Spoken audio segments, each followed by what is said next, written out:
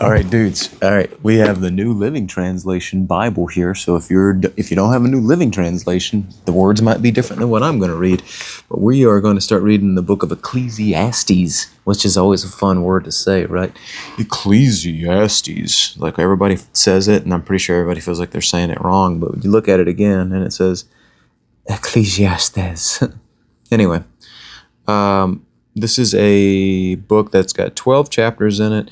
Our Bible is going to make us read 6 chapters a day, so we're going to get through this in 2 days, and I'm going to have to read this really fast in order to not take up 30 minutes of everybody's time.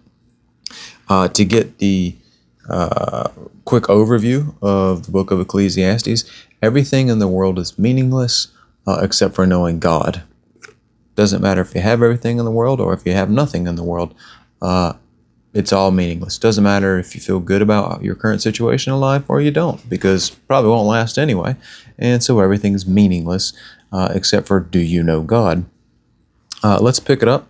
Get your highlighter, get your cup of coffee, get your pen to circle and underline words or verses that mean something to you. I'm going to try to read through this quickly because I don't want to take up so much time. So, Ecclesiastes chapter 1. These are the words of the teacher, King David's son, who ruled in Jerusalem. Everything is meaningless, says the teacher, completely meaningless. What do people get for their hard work under the sun? Generations come and generations go, but the earth never changes. The sun rises and the sun sets, then hurries around to rise again. The wind blows south and then turns north. Around and around it goes, blowing in circles. Rivers run into the sea, but the sea is never full. Then the water returns again to the rivers and flows out again to the sea. Everything is wearisome beyond description. No matter how much we see, we never are satisfied. No matter how much we hear, we are not content. History merely repeats itself. It has all been done before. Nothing under the sun is truly new. Sometimes people say, here's something new, but actually it is old. Nothing is ever truly new. We don't remember what happened in the past, and in the future generations, no one will ever remember what we're doing right now. I, the teacher, was king of Israel, and I lived in Jerusalem. I devoted myself to search for the understanding and to explore by wisdom everything being done underneath heaven. I soon discovered that God had dealt a tragic existence to the human race. I observed everything going on underneath the sun, and really it is all meaningless, like chasing the wind. What is wrong cannot be made right. What is missing cannot be recovered. I said to myself, look, I am wiser than any of the kings who ruled in Jerusalem before me. I have greater wisdom and knowledge than any of them. So I set out to learn everything from wisdom to madness and folly. But I learned firsthand that pursuing all of this is like the chasing of the wind. The greater my wisdom, the greater my grief. To increase knowledge only increases sorrow. Ooh, guys, there is some juicy little pieces of knowledge in here. Chapter 2. I said to myself, come on, let's try pleasure. Let's look for the good things in life. But I found that this, too, was meaningless. So I said, laughter is silly. What good does it do to seek pleasure? After much thought, I decided to cheer myself with wine. And while still seeking wisdom, I clutched at foolishness. In this way, I tried to experience the only happiness most people find during this brief life in this world. I also tried to find meaning by building huge homes for myself and planting beautiful vineyards. I made gardens and parks, filling them with all kinds of fruit trees. I built reservoirs to collect the water to irrigate many flourishing groves. I bought slaves, both men and women, and others were born into my household. I also owned large herds and flocks. More than any of the kings who had lived in Jerusalem before me, I collected great sums of silver and gold, the treasure of many kings and provinces.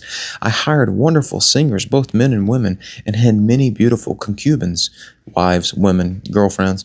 I had everything a man could desire, so I became greater than all who had lived in Jerusalem before me, and my wisdom never failed me.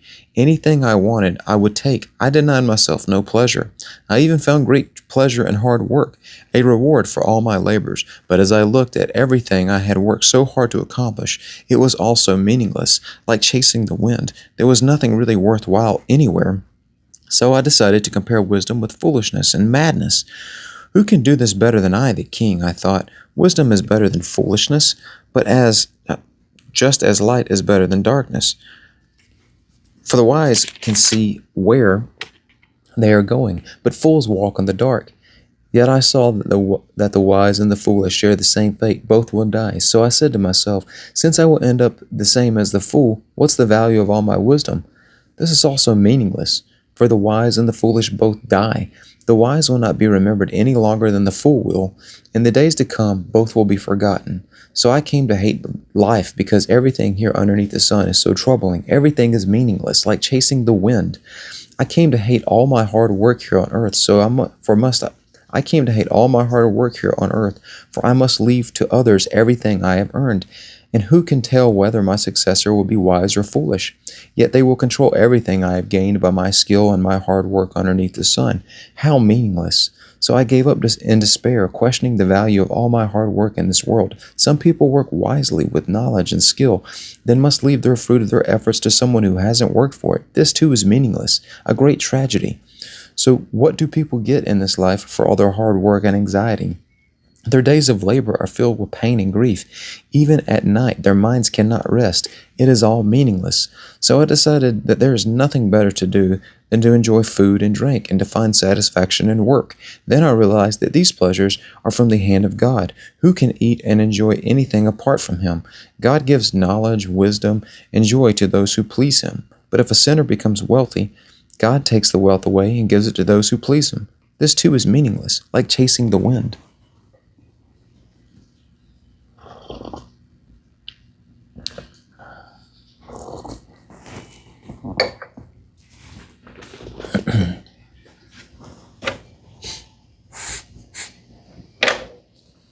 For everything there is a season, and a time for every activity underneath the sun. Get ready for the song by the Birds or something. Turn, turn, turn.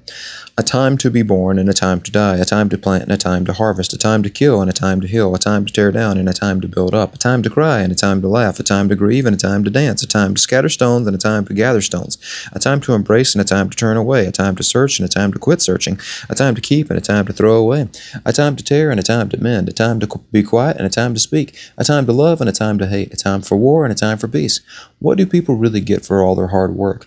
I have seen the burden God has placed on all of us, yet God has made everything beautiful for its own time. He has planted eternity in the human heart. But even so, people cannot see the whole scope of God's work from beginning to end. So I concluded there is nothing better than to be happy and enjoy ourselves as long as we can. And people should eat and drink and enjoy the fruits of their labor, for these are the gifts of God. And I know that whatever God does is final. Nothing can be added to it or taken from it. God's purpose is that people should fear Him. What is happening now has happened before, and what has happened in the future what has happened now has happened before. And what will happen in the future has happened before, because God makes the same things happen over and over again. I also noticed that under the sun there is evil in the courtroom. Yes, even the courts of the law are corrupt. I said to myself, in due season God will judge everyone, both good and bad, for all their deeds. I also thought about the human condition, how God proves to people that they are like animals. For people and animals share the same fate. Both breathe and both must die. So people will have no real advantage over the animals. How meaningless. Both go to the same place. Interesting. The dust, I guess, is what it means by death. It's very interesting, though. I don't like the way that could lead someone to everything is meaningless, right? Except for God. We'll get to that, though. So people have no real advantage over the animals. How meaningless. Both go to the same place. They came from the dust and they return to the dust. For who can prove that the human spirit goes up and the spirit of an animal goes down to the earth? So I saw that there is nothing better for people than to be happy in their work. That is their lot in life, and that no one can bring us back to see what happens after we die. So I saw that there is nothing better for people to do than be happy in their work. How about that? Chapter 4. Again, I observed all the oppression that takes place underneath the sun. I saw the tears of the oppressed with no one to comfort them. The oppressors have great power and their victims are helpless. So I concluded that the dead are better off than the living, but most fortunate of all are those who are not yet born. They have not seen all the evil that is done underneath the sun. Then I observed that most people are motivated to success because they envy their neighbors. But this too is meaningless, like chasing the wind. Fools fold their idle hands, leading them to ruin. And yet better to have one handful with questions, but better to have one handful with quietness than two handfuls with hard work and chasing of the wind.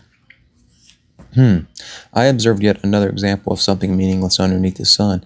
This is the case of a man who is all alone, without a child or a brother, and yet who works hard to gain as much as wealth as he can. But then he asks himself, who am I working for? Why am I living up to so much pleasure now? It is also meaningless and depressing. Two people are better off than one, for they each can help each other succeed. If one person falls, the other can reach out and help. But someone who falls alone is in real trouble. Likewise, two people lying close together can keep each other warm. But how can one be warm alone? A person standing alone can be attacked and defeated, but two can stand back and conquer. Three are even better, for a triple braided cord is not easily broken. It is better to be poor, but wise youth. It is better to be a poor but wise youth than an old and foolish king who refuses all advice. Such a youth could rise from poverty and succeed. He might even become king, though he has been in prison. But then everyone rushes to the side of yet another youth who replaces him. Endless crowds stand around him, but then another generation grows up and rejects him too. So it is all meaningless, like chasing of the wind. You guys doing good? We haven't got through one cup of coffee yet. We're about to begin chapter 5.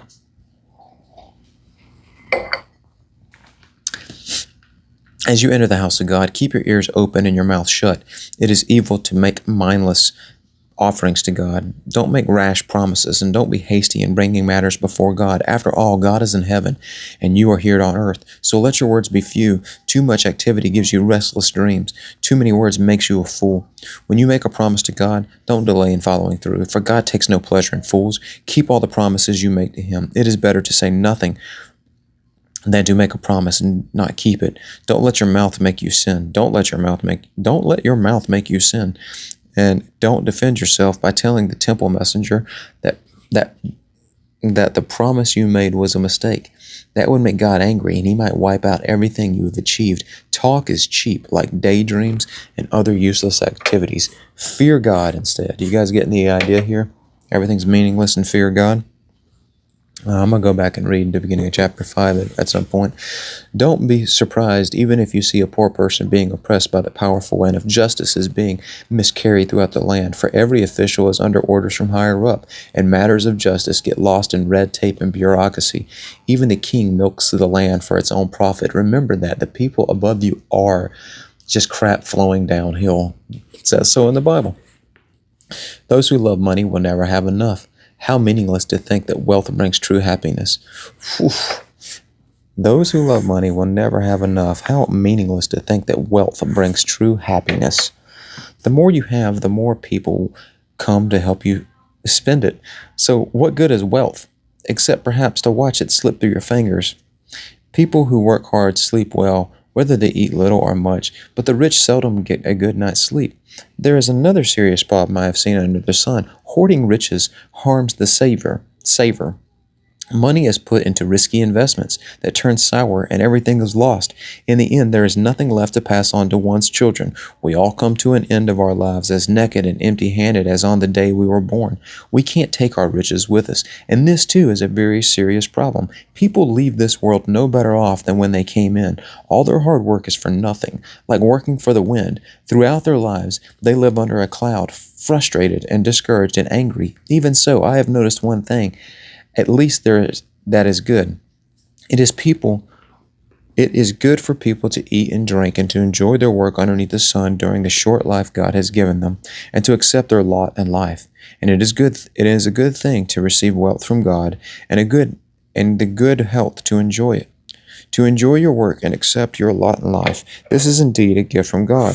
God keeps such people so busy enjoying life that He takes no time to brood over the past. Hope you caught that last part at the end of chapter 5 there. It is good for people to eat, drink, enjoy their work underneath the sun during the short life God has given us, and to accept our lot in life. It is good. It's a good thing for us to receive our wealth from God and the good health to enjoy it.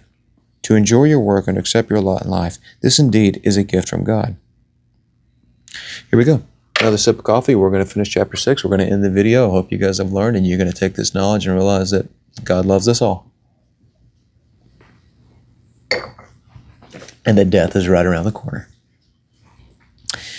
Chapter 6. Here's another serious tragedy. I have seen underneath the sun, and it weighs heavily on humanity. God gives some people great wealth and honor and everything they could ever want. But then he doesn't give them the chance to enjoy these things. They die, and someone else, even a stranger, ends up enjoying their wealth. This is meaningless. A sickening tragedy. A man might have 100 children and live to be very old, but if he finds no satisfaction in life and doesn't even get a decent burial, it would have been better off for him to be born dead. His birth would have been meaningless. He would have ended in darkness. He wouldn't even had a name, and he would never have seen the sun or known its existence. Yet he would have more peace than in growing up to be an unhappy man. He might live 1,000 years twice over and still not find contentment. And since he must die like everyone else, well, what's the use? All people spend their time scratching for food, but they never seem to have enough. So are wise people really better off than the fools? Do people really gain anything by being wise and knowing how to act in front of others? Enjoy what you have rather than desiring what you don't have. Just like dreaming about nice things is meaningless, like a chasing of the wind. Everything has already been decided. It has been known since long ago what each person would be. So there's no use arguing with God about your destiny. The more words you speak, the less they mean. So what good are they? In the few days of meaningless lives, who knows how our days can be spent best? Our lives are like shadows.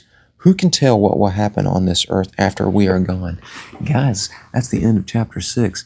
I hope you got out of it what I got out of it, and that's you get today. You get right now. This is what you get. Whatever you have, whatever you don't have, that's what you get. And it's all meaningless except for simply knowing God. So you better just start enjoying your lot in life. This is it. This is it. Enjoy your life. This is it. Don't envy. Don't think about what you don't have. This is it. Today is all we got. It can be taken away from us in a second. Enjoy what you have rather than desiring what you don't have.